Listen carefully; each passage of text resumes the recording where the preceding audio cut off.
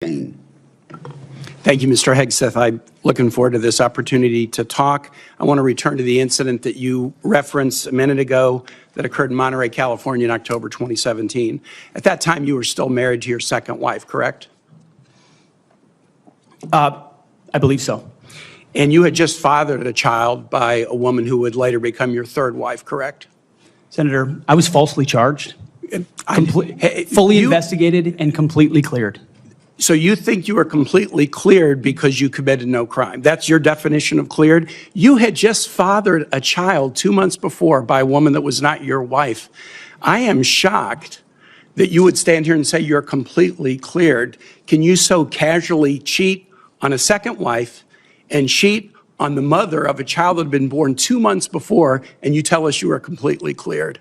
How is that? Incident led to a criminal complaint being filed against him, which triggered a full investigation. Although the man maintained that the accusations were false, the situation did not end with a simple legal clearance. Instead, it escalated into a private legal matter that was settled outside of court. A financial payment was made to the woman who filed the complaint, and a non-disclosure agreement (NDA) was put in place to prevent further public discussion of the matter. What makes this issue especially significant is not just the original accusation, but how it was handled afterward, particularly the deliberate omission of any mention of it during the presidential transition process. While being considered for the role of Secretary of Defense, the man did not disclose this serious episode to President Trump or the transition team. That meant the future commander-in-chief was unaware of a past incident that included a criminal investigation, a settlement payment, and an NDA. When questioned about this decision, the man responded that he appreciated the transparency of the transition team and the conversations they had, but he avoided directly explaining why he failed to volunteer such critical information. This omission raises serious concerns about his willingness to be transparent with those in power, especially when honesty is vital for national security roles. Furthermore, during interviews, the man admitted that one of the main reasons he agreed to the settlement was fear that public knowledge of the incident would damage his professional career. This statement reveals a motivation to protect his image rather than to ensure accountability or clarify the truth.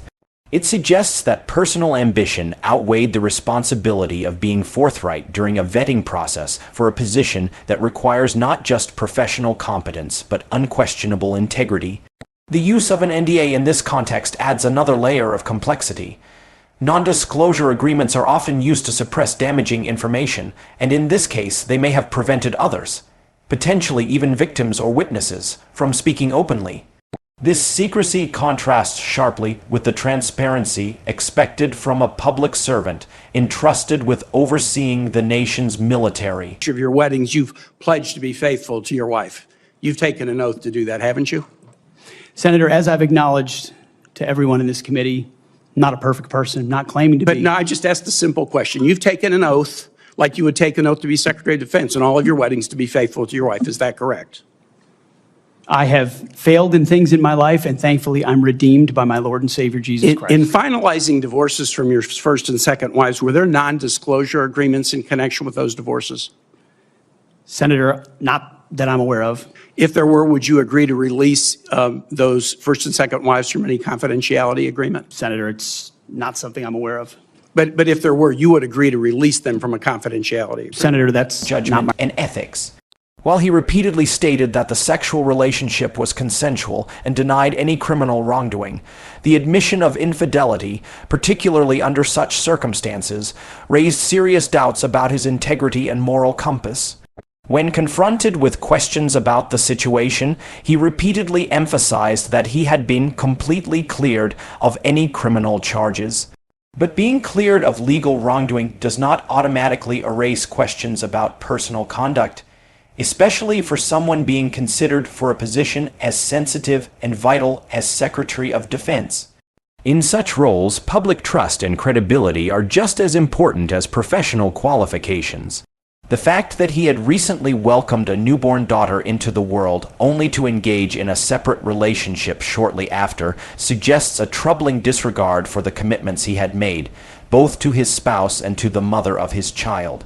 In public service, especially in high-ranking defense positions, leaders are expected to model discipline, honor, and responsibility. These values are not limited to professional performance. They extend into personal life because character matters in leadership. A person who breaks their marital vows and engages in multiple overlapping relationships while hiding behind technical definitions of being cleared cannot simply expect the public and the government to overlook such behavior. The ability to lead and make sound decisions in critical moments depends greatly on one's integrity and personal discipline. Throughout his testimony, the man appeared to deflect moral accountability by referencing his faith and acknowledging he was not a perfect person. While spiritual beliefs and personal redemption can play important roles in individual growth, they do not erase the ethical questions that naturally arise when someone is entrusted with national leadership. Taking responsibility means more than admitting imperfection. It means addressing the consequences of those actions transparently and with sincerity. Another concerning aspect of this situation was the way he avoided direct answers to very straightforward questions. When asked if he had pledged faithfulness in his marriages, he didn't provide a simple yes or no. Instead, he circled back to general statements about failure and redemption. This lack of clarity only deepened concerns about whether he truly acknowledged the impact of his actions, or if he was attempting to shift the focus away from the facts. Much has been made of your workplace behavior as a leader of nonprofit veterans organizations and as a Fox News contributor. Were you fired from either of the leadership positions with the nonprofits? I was the leader. I was the CEO of Concerned Veterans for America and the executive director of Vets for Freedom. Were you fired from either of them? And I was never fired from a veterans organization. Do you have non-disclosure agreements with either of those organizations? Not that I'm aware of, Senator.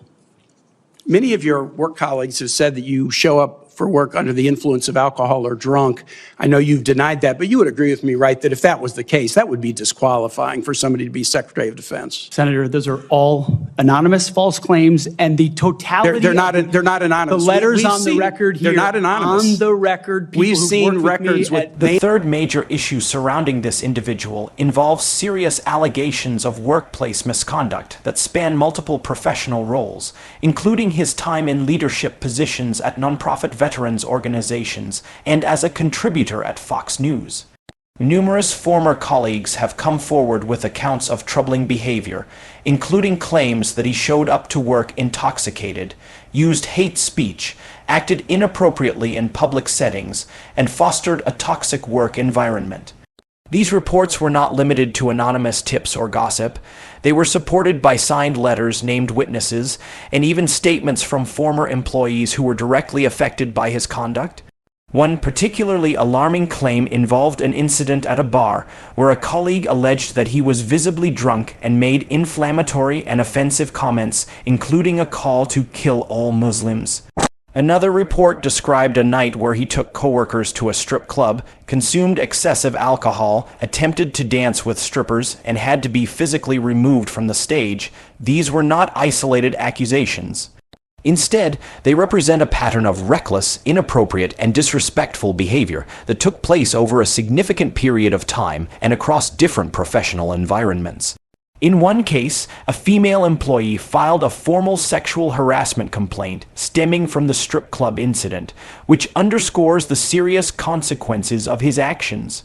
The repeated nature of these complaints and the number of people involved paint a picture of someone who failed to maintain professionalism and basic respect in the workplace. These behaviors, if accurate, reflect an alarming lack of discipline, self-control, and leadership, qualities that are essential for anyone aspiring to serve as Secretary of Defense. When confronted with these allegations, the man dismissed them as false and anonymous. Despite clear documentation and names being provided, this defensive approach not only undermines the credibility of the complaints, but also reveals a refusal to acknowledge or address the broader implications of his actions. For someone being considered for one of the highest-ranking government roles, such dismissal is deeply problematic. It demonstrates a lack of accountability, a disregard for transparency, and an unwillingness to engage seriously with concerns raised by former peers and subordinates. In high-level government positions, especially those involving military leadership and national security, Character and conduct are not optional qualities. Leaders must command respect, set an example, and maintain a professional demeanor at all times. Alcohol abuse, public outbursts, and inappropriate sexual behavior are disqualifying not just because of their immediate impact, but because they indicate deeper problems with judgment and reliability. Moreover, the presence of multiple non-disclosure agreements related to these incidents raises additional red flags. NDA are often used to silence complaints and prevent the full truth from coming to light. While legal in many cases, the use of NDA in this context appears to be more about protecting reputation than fostering resolution or justice. The very existence of these agreements limits the ability of others to speak out, contributing to an environment where bad behavior can continue unchecked. Overall, these workplace allegations are not mere background noise. They are central to evaluating the suitability of this individual for public office. When combined with his evasive responses and failure to disclose relevant information during the vetting process, the pattern becomes unmistakable. It reflects a person whose behavior, both personal and professional, fails to meet the standards required for national leadership.